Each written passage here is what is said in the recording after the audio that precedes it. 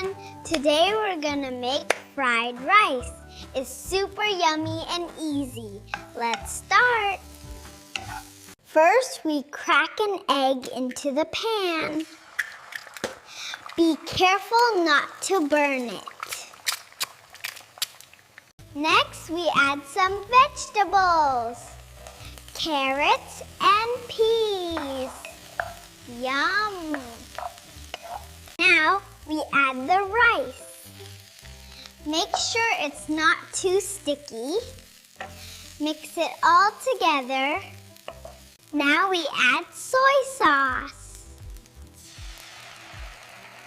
Just a little bit for extra flavor. And here's our fried rice. Looks so good, right?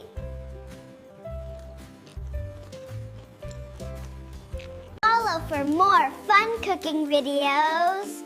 See you next time.